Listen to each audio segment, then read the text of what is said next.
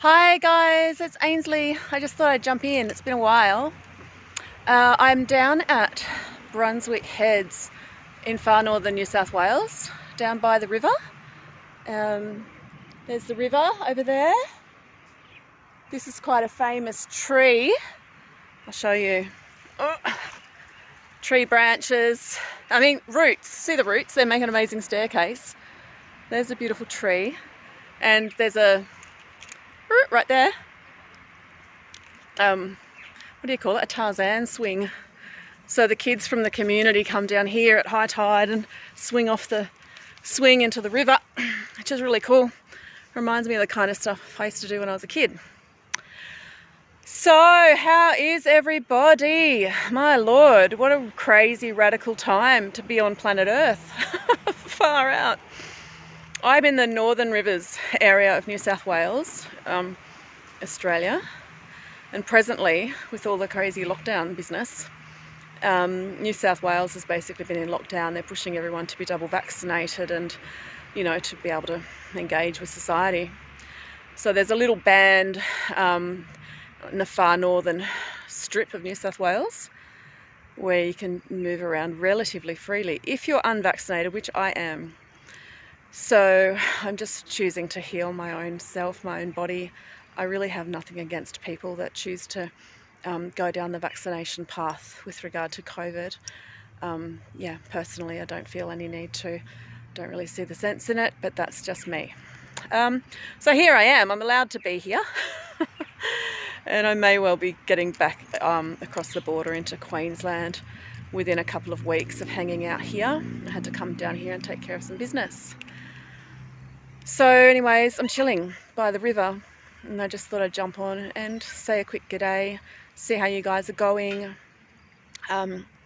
Interestingly enough, I've noticed particularly during this pandemic that lots of people's sort of fight, flight, freeze, fawn, stress response, regardless of whether they have CFS or any of these particular conditions or not, has been on kind of high alert. Have you noticed that? A lot of us having interesting challenges, interpersonal challenges, more social anxiety, all of that kind of stuff. People's stress responses have been kind of peaked. Has anybody else noticed that? Anyways, I'm going to refer on to anyone that's interested today to tune into the work of Dr. Ramani, Ramani, on YouTube.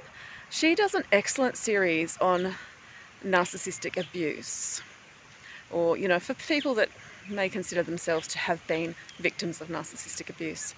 Now, don't get me wrong, I don't really think people specifically are narcissists or not. But I certainly recognise that people can behave in a narcissistic type of manner when they're under extreme stress, or they're frightened, feeling vulnerable.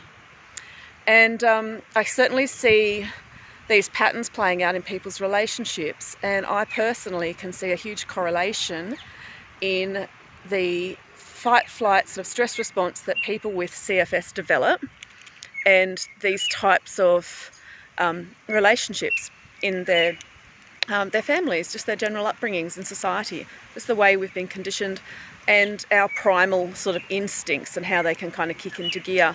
And after prolonged periods of stress and dysfunctional ways of coping, basically survival mechanisms kicking in, and having us live in these states for long periods of time.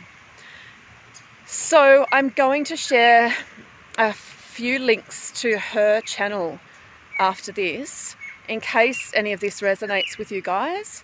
I've certainly seen a lot of healing in addressing these kind of patterns within myself and working on my nervous system in various ways, but also speaking out for myself and confronting certain things as well. Please let me know if you find any of this helpful, or if you have seen these patterns playing out in your own life, and in the comments below, or just watch on and do your own work. Guys, I completely encourage you and just to keep the faith and keep going with your recovery, no matter what it means to you. It just really might mean rest and recluse or it might mean, you know, get out there a little bit, put yourself out there a bit more. Okay, take good care, sending love to you all. Bye.